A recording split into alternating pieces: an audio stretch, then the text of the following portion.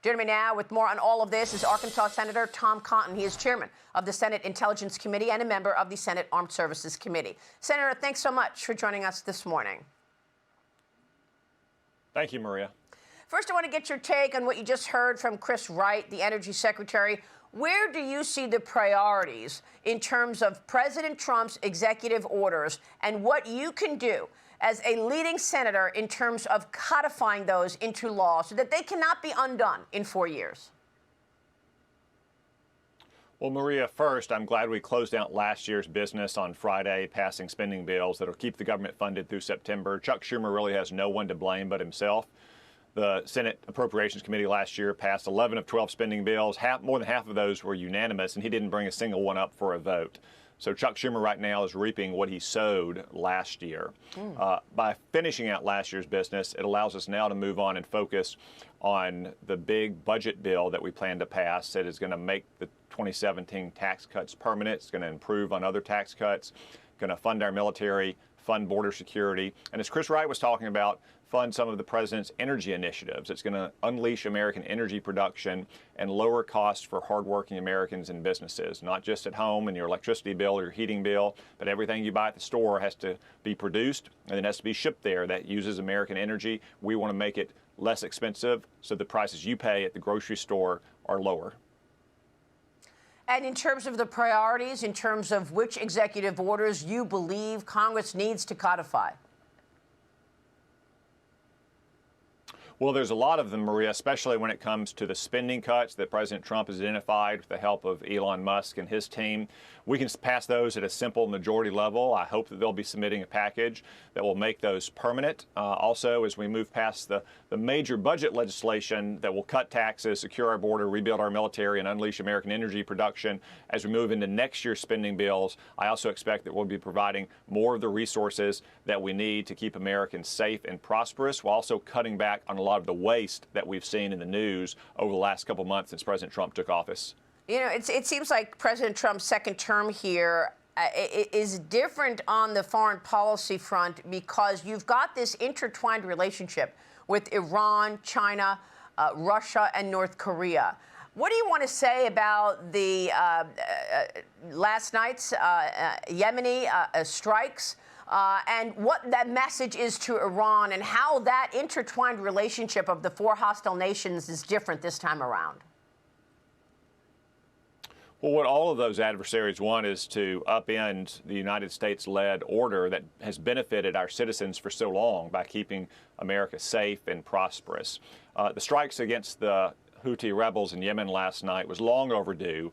Going back to the October 7th attacks against Israel, they've been shutting down shipping in the Red Sea. That's dangerous not just for America's sailors who are there, but also it's bad for your wallet here in America. It drives up shipping costs, which drives up the prices you pay. Yet Joe Biden let our ships, let our sailors just sit in the Red Sea like sitting ducks. President Trump made it clear that it was long overdue. We're not going to allow it anymore. We are going to protect our interests. And he also made it clear to Iran that we know what they're up to.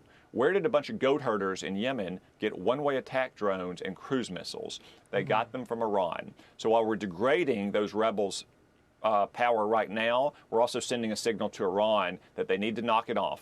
They also, as President Trump said to you last week, have to end their nuclear weapons program. We'd love to have a negotiated deal in which they surrender that program, but we can also do it, as he put it, the other way.